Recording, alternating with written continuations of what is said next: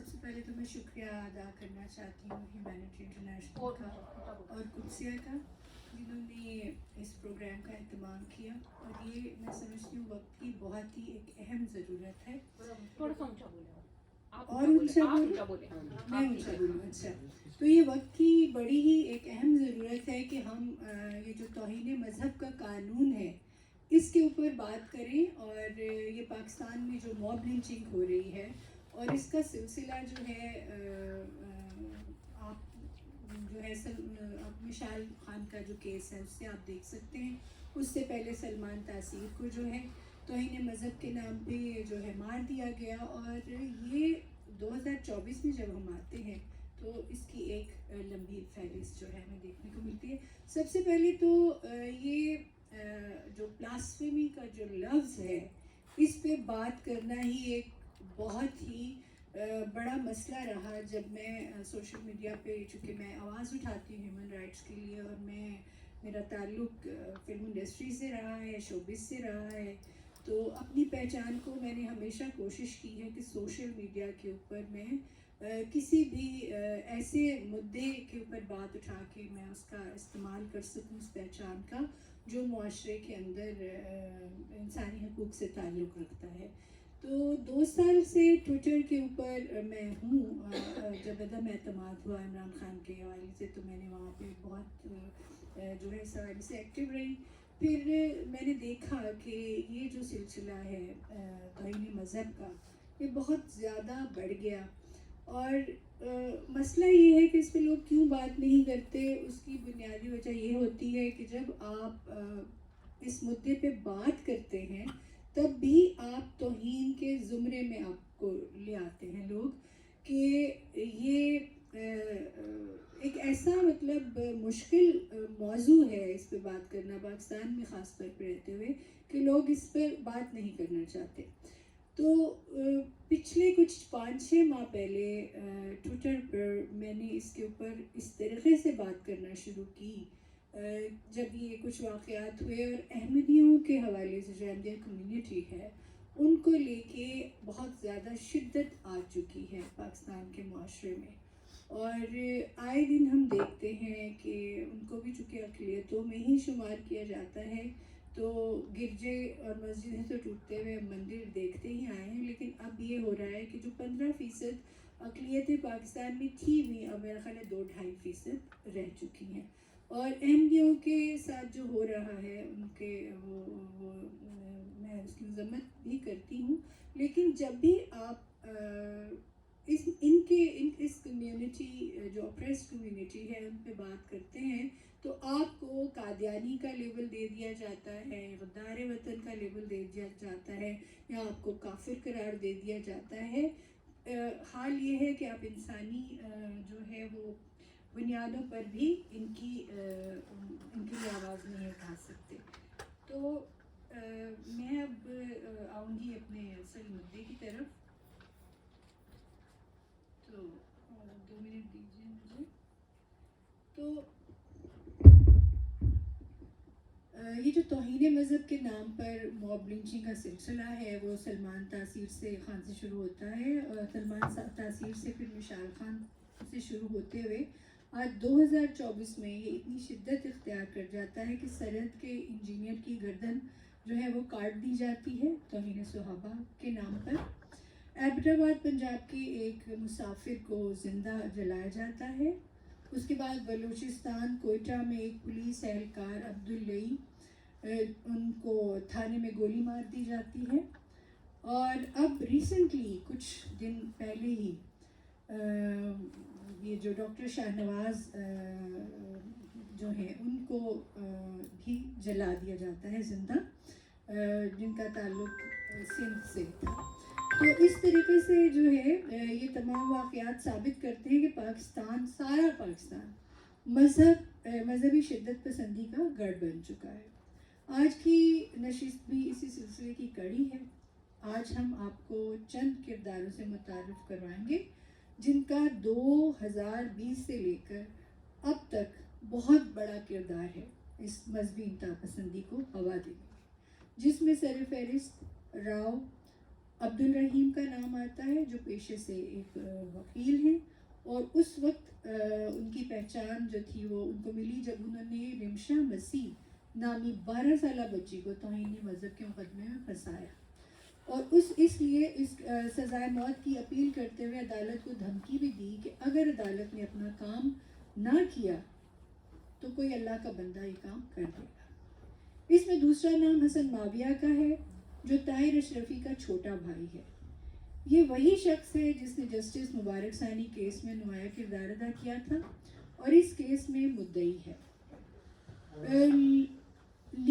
Legal commission آن blasphemy کے نام پر ان حضرات نے ایک نجی ادارہ کھول رکھا ہے جس میں مزید 10 سے 15 لوگ ان کے معاون ہیں جو فیس بک اور مختلف سوشل میڈیا سے اپنے شکار ڈھونڈتے ہیں۔ انہیں مختلف بہانوں سے واٹس ایپ پر ایڈ کرتے ہیں جہاں خواتین کو استعمال کر کے جو دوستی، نوکری یا ملک سے باہر بھیجنے کا جھانسا دیتی ہیں، ان کو توہین کے مقدمات میں پھنسا دیا جاتا ہے۔ اس گروہ نے اب تک 400 بچوں کو پورے پاکستان سے چن کر توہین مذہب میں سزائیں دلائیں جن کی عمریں 16 سال سے 25 سال کے بیچ ہے۔ 4 ماہ قبل مجھ سے متاثرہ خاندان کے ممبران نے ٹویٹر پر رابطہ کیا۔ مجھ سے رابطہ کرنے کی وجہ یہ تھی کہ انہوں نے مجھے اور اسجد بھائی کو بلاسفیمی پر آواز اٹھاتے دیکھا تھا۔ میں نے اسجد بھائی تک ان کی بات پہنچائی اور پہلا موقع تھا جب ان کی آواز دنیا کے مختلف حصوں میں سنائی دی، ٹویٹر اسپیسز کے ذریعے، جہاں ماؤں کی فریاد کے نام سے ہم نے ایک سلسلے کا آغاز کیا۔ گو کہ خوف اپنی جگہ موجود تھا، چہرے نہیں دکھائے جا سکتے تھے، سو ہم نے ماؤں کی فریاد دنیا کو سنانے کی کوشش کی ان کی آوازوں کے ذریعے، اور اس کوشش میں اسجد بخاری نے میرا بھرپور ساتھ دیا۔ ان خاندانوں کا خاندانوں کا جو ہے تعلق مسلمان گھرانوں سے ہے۔ اسجد بھائی کا تعلق بھی پاکستان سے ہے، وہ ایک ادبی شخصیت ہیں اور سماجی کارکن ہیں، اور پھر ان خاندانوں کی آواز جو ہے ہم نے جہاں تک ہماری کوشش ممکن ہوا ہم نے ان کو پلیٹ فارم دیا۔ اب اس کوشش میں ہم کس حد تک کامیاب ہوئے ہیں، 4 ماہ کا یہ سفر آج ہم آپ کو پردے پر دکھاتے ہیں، اور امید کریں گے کہ کوئی نہ کوئی آپ میں سے ایسا ضرور ہوگا جو ناروے میں انسانی حقوق کے اداروں تک ان مظلوموں کی آواز پہنچائے جن کے بچے تو سزائے موت کے انتظار میں دن رات گزار ہی رہے ہیں، جہاں ایک سیل میں 10 بائی 10 فٹ کے، جس میں 10 بچوں کو ایک ساتھ رکھا جاتا ہے اور ان کا ٹوائلٹ وغیرہ بھی اسی کے اندر ہوتا ہے، جس میں کوئی انسانی حقوق کی پاسداری نہیں ہے۔ اور تو اور ان خاندانوں کو بھی دھمکی دی جاتی ہے کہ اگر آپ نے ان کے لیے، اپنے بچوں کے لیے آواز اٹھائی تو آپ لوگوں کے گھر جلا دیے جائیں گے، یا آپ کو توہین مذہب کے جو ہے وہ میں گرفتار بچوں کے والدین کے طور پر آپ کو موب لنچ کر دیا جائے گا۔ ایسے بہت سارے گھرانے ہیں جن کی بچیوں کو طلاقیں ہو گئی ہیں ان کیسز کی وجہ سے، بھائیوں کو اندر ہونے کی وجہ سے، اور کچھ کی شادیاں رخصتیاں ہی نہیں ہوئی۔ تو یہ ایک ایسا بلاسفیمی پینڈیمک کا نام میں اس کو دیتی ہوں، یہ پاکستان میں اس طریقے سے پھیل رہا ہے کہ یہ پورے کے پورے خاندان کھا رہا ہے، اور اب یہ وقت ہے کہ ہم اس پہ آواز اٹھائیں انٹرنیشنلی، اور یہ پہلا موقع ہے کہ ہم اس کو بین الاقوامی سطح پہ ایڈریس کر رہے ہیں اس مدعے کو، اور اس سے پہلے ٹویٹر پہ ہم نے کیا۔ اس کے نتائج آپ کو جو ہمارا سفر ہے آپ کو ہم اسکرین پہ دکھائیں گے، لیکن اس میں جو زیادہ فکر مندی کی بات یہ ہے کہ وہ لوگ خود، یہ جو لیگل بلاسفیمی کمیشن کے جو آرگنائزرز ہیں، یہ خود کہتے ہیں کہ 4 لاکھ اور بچے ہیں جو توہین کر رہے ہیں، جن کو ہم نے جو ہے سزائیں دلوانی ہیں۔ تو یہ بہت آگے، اس سے پہلے کہ مزید بچے کل کو کوئی ہمارا ہی رشتہ دار اس کے اندر آئے، اور اس میں اب کوئی تمیز نہیں ہے کہ وہ مسلمان ہے یا نہیں ہے، تو اس کو ہم بچا پائیں ان بچوں کو، جو بچے اندر ہیں، اگر ان میں سے ہم بچوں کو ان سزائے موت جو انتہائی سزائیں ہیں ان سے بچا پائیں، تو میرا خیال ہے کہ آپ کے انسان ہونے کا فرض بھی ادا ہو جائے گا اور آپ کے مسلمان ہونے کا فرض بھی ادا ہو جائے گا. بہت شکریہ. میں آپ سے کہوں گی کہ ہمیں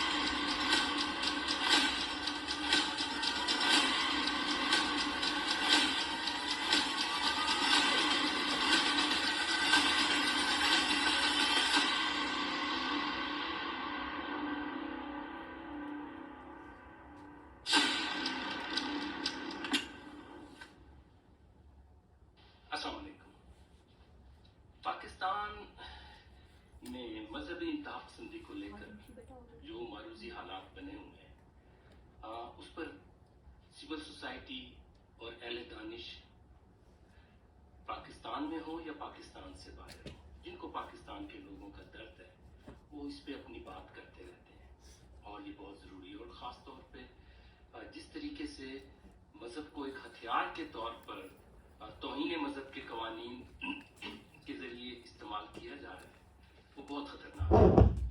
اس پر اکثر سوشل میڈیا پہ ہم اور میرے جیسے لوگ بات کرتے رہتے ہیں. تو اسی طریقے سے سونیا خان صاحبہ اور میں کچھ سپیسز اسی سلسلے کی کر رہے تھے. تو اس کے بعد سونیا خان صاحبہ سے ایک صاحب ملتے ہیں اور پھر ان کے ساتھ ایک اور محترمہ بھی ہوتی ہیں اور انہوں نے ان کو کچھ انفارمیشن دی کہ پاکستان میں یہ جو باتیں آپ کر رہے ہیں اس سے بھی بہت خطرناک صورتحال ہے.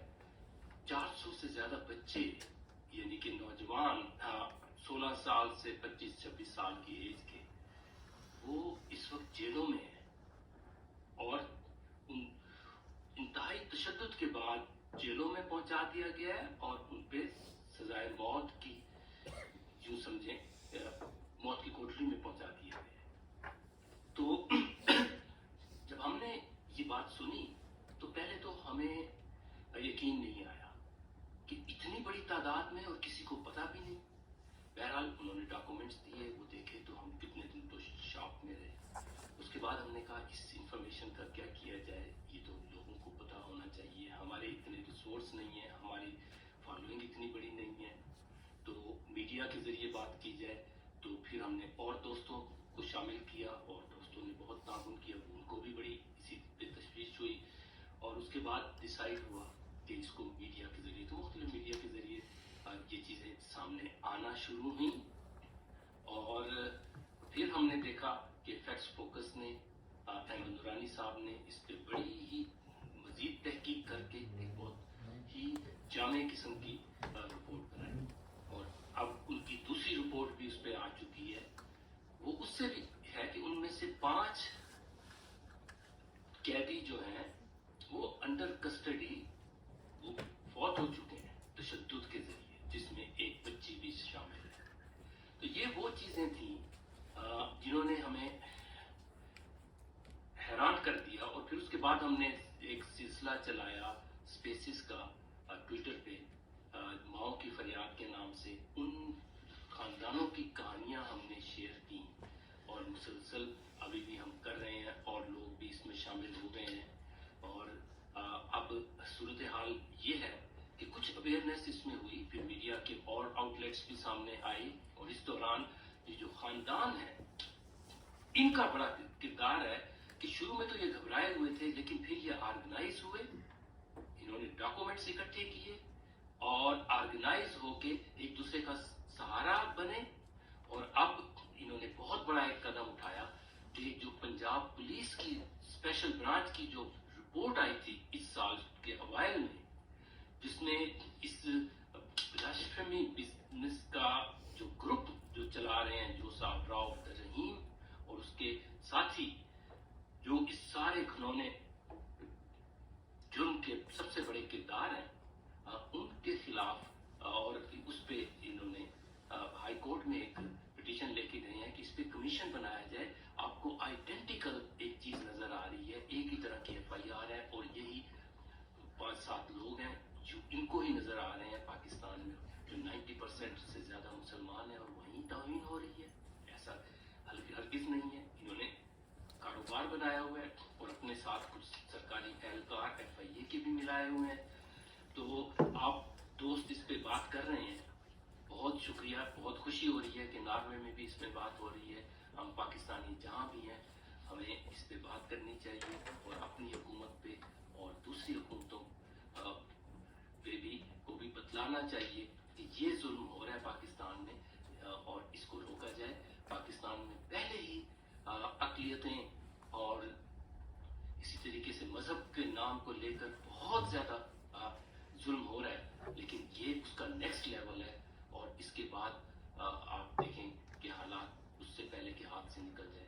ہم سب کو یہی چاہیے کہ اس پہ بات کریں اور پاکستان کی حکومت کو مجبور کریں کہ وہ اس پہ کمیشن بنائیں اور غیر جانبدارانہ قسم کی کارروائی ہو، اور مذہب کا ہتھیار جو ہے کسی کو استعمال کرنے نہ دیا جائے. بہت شکریہ بات کرنے کا موقع دینے کا.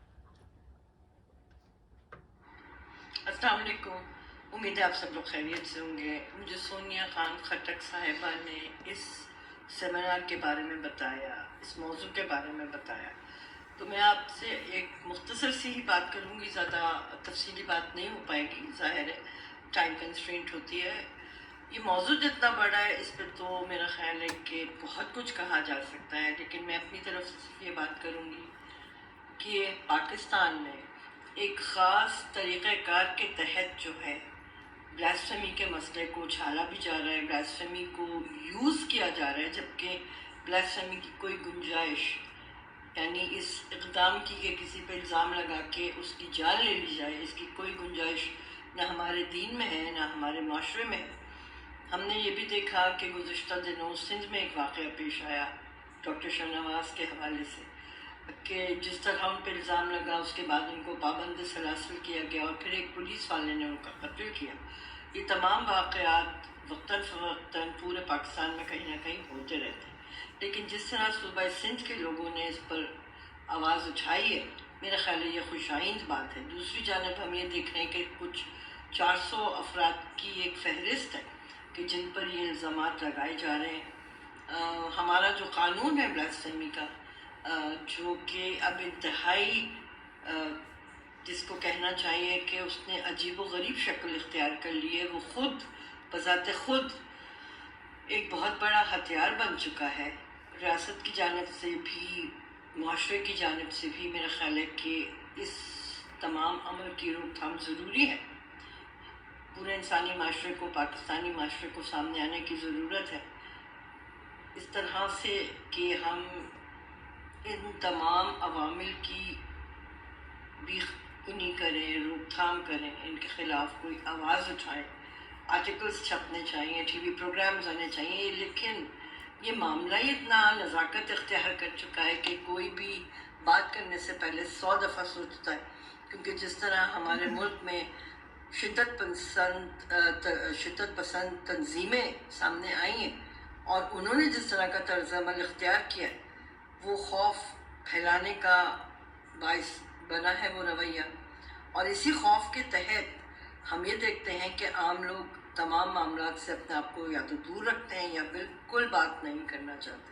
بہرحال میری گزارش یہ ہے کہ جہاں جہاں میری آواز سنی جا رہی ہے کہ نکات پہ ضرور غور کیجیے گا کہ کوئی ذی شعور انسان اپنے ہوش و حواس میں اس قسم کا کوئی کام کر نہیں سکتا جس طرح کے الزامات معصوم لوگوں پر لگائے جاتے ہیں. اور اس کے بیشتر عوامل ہیں جن کی نشاندہی یقیناً اس سیمینار میں بھی ہوگی.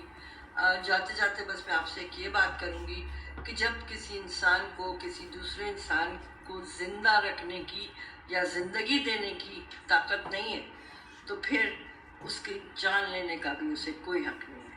بہت شکریہ جی, بہت شکریہ. According to factfocus.com, youngsters mostly trapped by a blasphemy business group into sharing blasphemous content. 70% young boys and girls are in their 20s or even younger.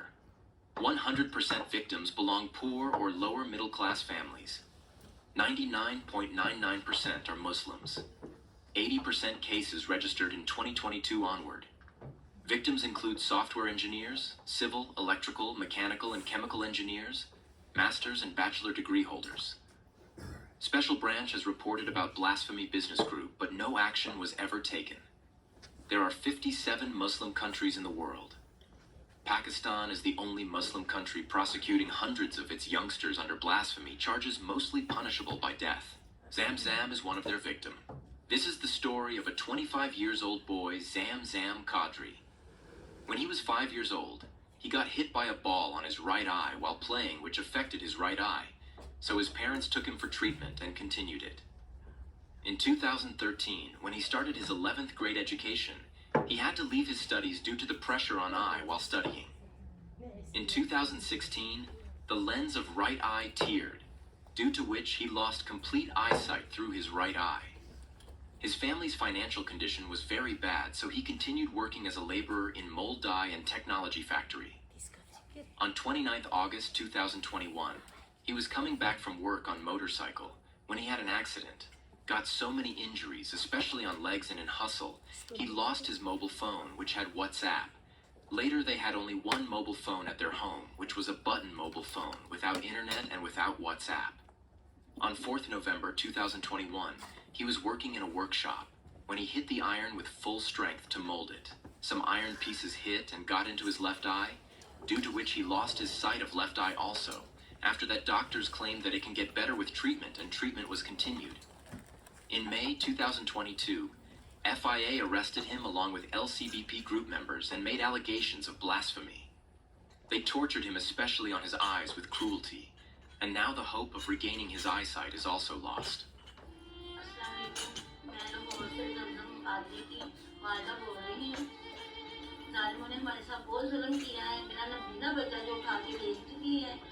وہ کھانے پینے سے محتاج تھا, وہ چائے پینے سے محتاج تھا. میں اس کو اپنے ہاتھوں سے کھانا کھلاتی تھی, اس کو کپڑے پہناتی تھی, اسے نہانے کے لیے میں واش روم نہیں جانے دیتی کہ میری بیٹی کو کہیں چوٹ نہ لگ جائے, کہیں ٹھوکر نہ لگ جائے. آئی تھا وہ اسٹوڈنٹ تھا, مگر وہ بیمار ہو گیا. بیمار ہونے کی وجہ سے وہ اس کی آنکھ میں بول لگ گیا تھا. بول لگنے کے بعد اسے علاج میرا کرایا مغلائی ہاسپٹل سے. کچھ بہتر ہوا, جیسے جیسے بہتر ہو گیا. میں کافی میرا گھر کے علاقوں کی وجہ سے میں اس کا علاج کراتا رہا اور وہ کافی بہتر ہو گیا. مگر وہ فارغ ہو گیا, بیمار بھی ہو گیا اور فارغ تھا. وہ کہتا میں کسی جاب میں کام کر لیتا ہوں. وہ جیسے 1920 کی یہ بات ہے, یہ جو ہے نا اس کی آنکھ میں لوہے کا پھوٹتا چلا. اس کے دوران کی دوسری جو آنکھ تھی پہلے والی, اس میں جو اسے کم نظر آتا اسے ہمیں بتایا ہی نہیں, اور جو صحیح آنکھ تھی اس میں چوٹ لگی. اسی اس کے ٹریٹمنٹ کے درمیان ہی جو نا اس کے ایک FIR کے بستے سے ایک ڈاکٹر آیا ہے.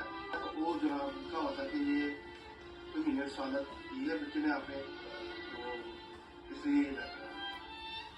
وہ جناب ہم اس سے بات کی ہے, ایک دو آدمی ساتھ لے گئے, ہم سیدھا ایک ٹیبلٹ کو چلے گئے, ٹیبلٹ کھا کے ڈاکٹر FIR ادھر گئے ہیں. انہوں نے جناب کچھ نہیں سنا, اور جناب انہوں نے بچے کو پکڑ لیا, ڈاکومنٹ دیے, اور اس کا نام تفصیلیہ تھا, عمر کلین تھا. اور جناب اس نے سنی نہیں, میں وہاں پہ ہونا تھا, اور میں نے کہا میرے بیٹے کو نظر نہیں آتا. کہتا جی آپ نے 1 لاکھ روپیہ لے کے آنا ہے, اس کا ہمارا خرچہ. وہ ہم بڑی مشکل سے وہاں 12 بجے پہنچ جاؤں. صبح وہ کہتے سمیں لے کے آؤ, موبائل لے کے آؤ. موبائل سے بات رکھوانا تھا, وہ بھی لے لیا, اور جو اس کی سمیں تھی وہ بھی لے لی. میں صبح 7 بجے بیٹھا, پھر میں ادھر چل گیا پنڈی. ان کے دفتر گیا, انہوں نے مجھے پیسے وغیرہ مانگے ہیں, لیکن اور پیسے دیں, 1 لاکھ روپیہ دیں, یہ کریں وہ کریں. وہ بڑا مسئلہ میرا, بڑی پریشانی کری. اسے سمیں دے دی, موبائل دے دیا, مگر انہوں نے کہا جی اب आप 5-6 दिन हैं तो 2-3 लाख रुपए दे सकते हैं, तो दे रहे हैं कि नहीं, तो इसको जेल में ले जाएंगे। This was Zamzam's house. This was his room. As you can see, this room is empty now. There are just 1 to 2 more things left, because his parents were forced to sell house items in order to pay for their son's lawyer fees and pay FIA what they demanded to release their son. As you can see, they belong from a very poor family who is suffering from a lot of crisis right now. LCBP, Legal Commission on Blasphemy Pakistan, and FIA, Federal Investigation Agency, trapped their son.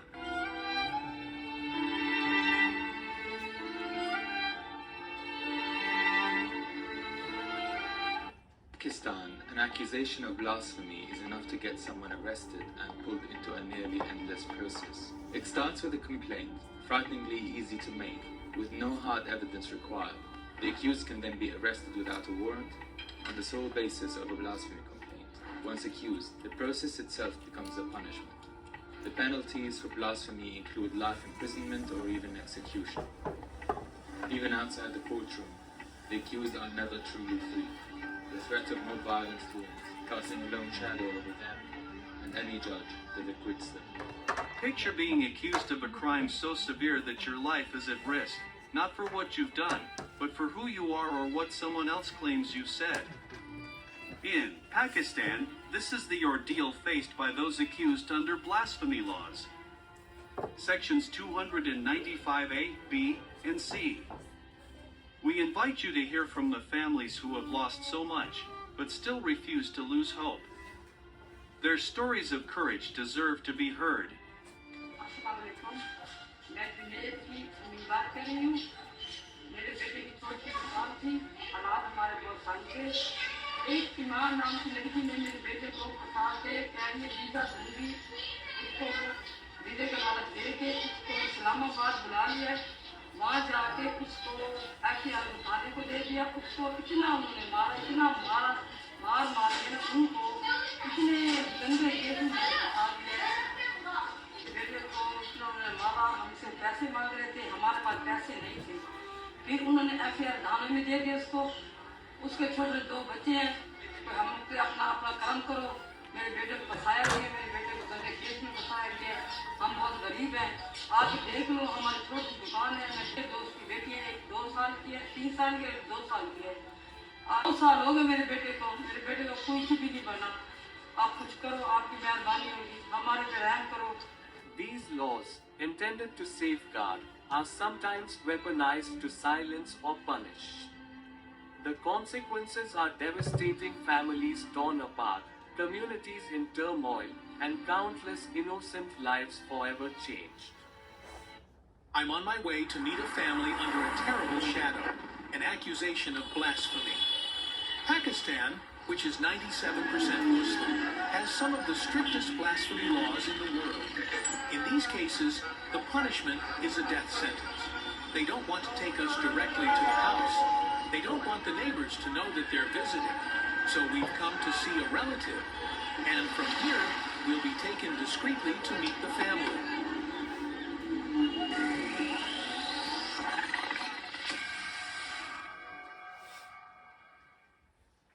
This is their home, a place where simplicity is woven into every corner, every wall. Each morning begins the same, modest and unassuming, but beneath the surface, shadows linger, unseen but felt in every glance, every whispered word.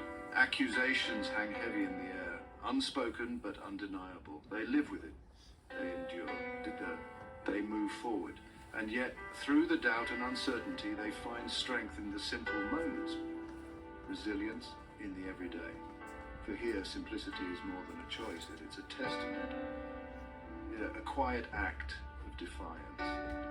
In a world caught in shadows, they stand in the light. My son told me while I met him after arrest that they initially didn't know who I was. But when they found out I was a lawyer, they became very serious and were quite pleased that they had caught a lawyer. Then, after a short while, Mudassir Shah came. He called me over and said, "We will provide for your expenses and set you free. Go wherever you want, but just support Rao and do whatever he says or does. My son said to me, "Give me some time. My father is coming, and I will let you know after asking him." When I arrived, my son told me, "The FIA people are saying they will release you today, give you money, and you can go wherever you want. But you have to support Rao and do what they tell you to do." I replied, "Son, they are asking you to do the wrong thing. They want to get innocent people killed through you and frame false cases. But Allah sees everything, doesn't he?" My son went back to the FIA people and said, "I can't do this. My father is not allowing me." Mudassir then said, "You are crazy. You will rot in jail for the rest of your life. Accept our offer."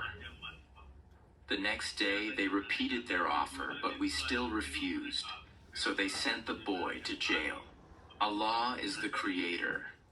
Allah is very great, very great.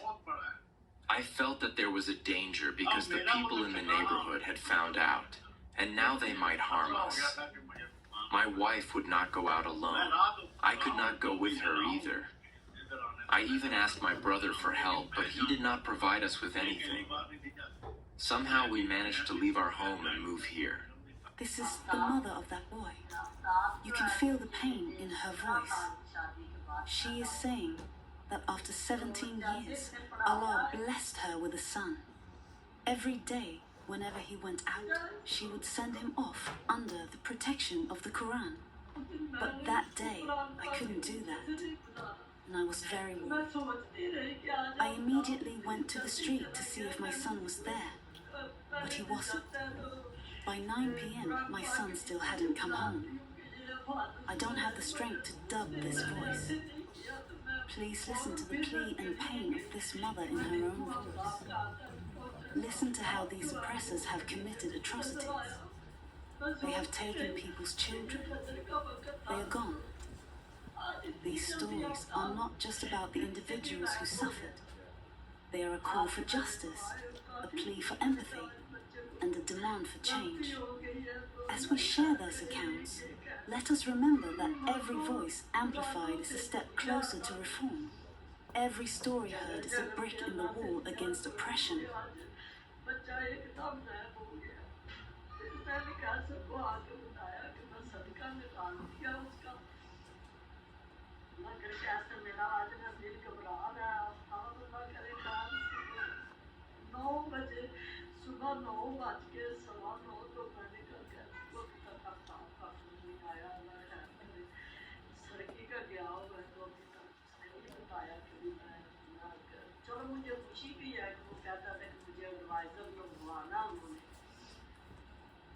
ठीक है आफ्ताब का भी phone आएगा कि भी मुझे वो लोग मिल गए हैं जिन्होंने मुझे नौकरी का कहा है।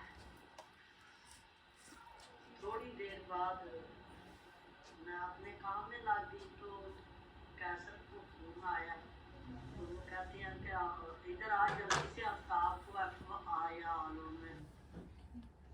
While traveling round in twin cities of Pakistan, we make our way to meet the family, one of whose members is currently imprisoned on a blasphemy charge.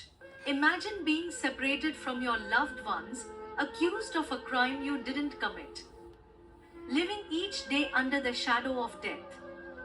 In Pakistan, this is a terrifying reality for many accused under sections 295A, B, and C of the blasphemy laws.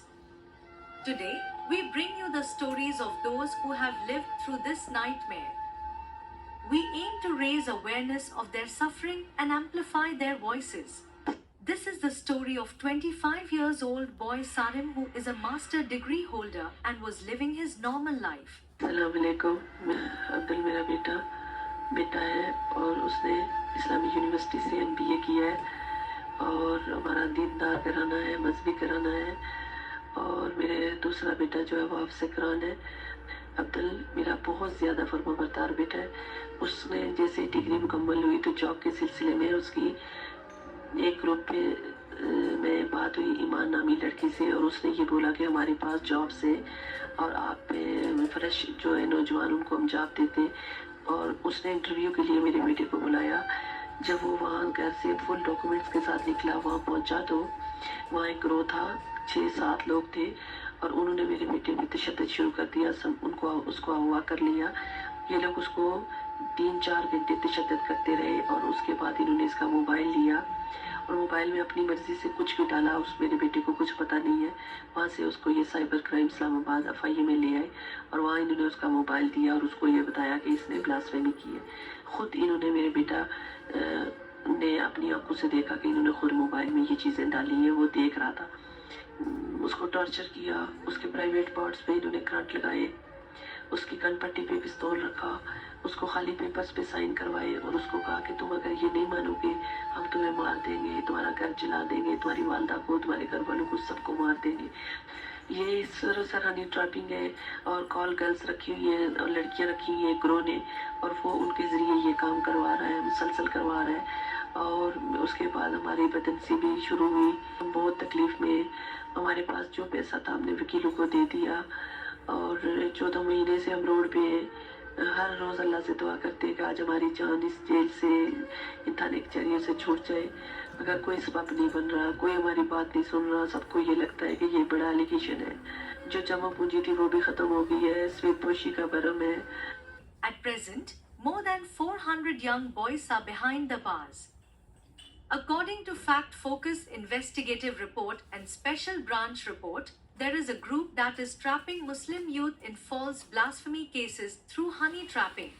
In this video, you can see the families of those young boys struggling to make their voices heard. They gathered outside the Islamabad High Court to file a petition against that group, and they hope that the judiciary will give them justice. These laws meant to protect religious sentiments are often exploited, leading to false allegations and personal vendettas. Innocent people are caught in a web of fear and uncertainty. ये तकरीबन 18 महीने से. तो ये कैसे हुआ? बस वही कहानी जो सबकी कहानी है कि एक लड़की थी जिसके साथ उसने दोस्ती की, और बस 15-20 दिन उस लड़की ने दोस्ती की मेरे बेटे के साथ. फिर उसको अपने जाल में फंसाया, और फिर एक दिन उसने कुछ तस्वीरें जो नाजेबा तस्वीरें होती हैं मेरे बच्चे के नंबर पे भेजी. तो मेरे बेटे ने कहा कि ये आपने मुझे क्या भेजा है, क्यों भेजा? उसने आगे से गुस्से का इजहार किया. तो वो लड़की आगे से लाइलमी का इजहार करती है, कहती है मैंने तो कुछ नहीं भेजा आपको. तो उसने कहा नहीं, आपके नंबर से आई हैं ये पिक्चर्स आई हैं. तो लड़की आगे से कहती है ठीक है आप मुझे भेजें, मैंने तो कुछ नहीं भेजा, शायद मेरा मोबाइल कहीं पड़ा होगा तो किसी ने भेज दिया होगा, आप मुझे भेजे मैं देख लेती हूँ. तो मेरे बेटे से बस यही गलती है कि उसने वो दोबारा उसको तस्वीरें भेजी है, ये आपने मुझे भेजी है. बस फिर उसके बाद उसने मेरे बेटे का नंबर ब्लॉक कर दिया, और दूसरे दिन FIA को साथ लेके तकरीबन 20-25 लोग थे प्राइवेट कपड़ों में, तो वो आके मेरे बेटे को घर से उठा के ले गए. 18 महीने हो गए. जी पेशियाँ होती हैं सेशन कोर्ट में, लेकिन अभी तक केस का कुछ भी नहीं. हमने बेल भी लगाई थी, बेल रिजेक्ट हो गई है, और ख्वाहिशमेंट भी लगाई थी, वो भी रिजेक्ट हो गई है. क्योंकि इन लोगों का ये जो ग्रोह है इनका अदालतों पे बहुत ही दबाव है. ये वहाँ जाके जज्बाती तकरीरें करते हैं और जज को कहते हैं कि हम आपको भी मार देंगे, खुद भी मर जाएंगे. तो इस तरह का फिर वो जज प्रेशर में आ जाते हैं.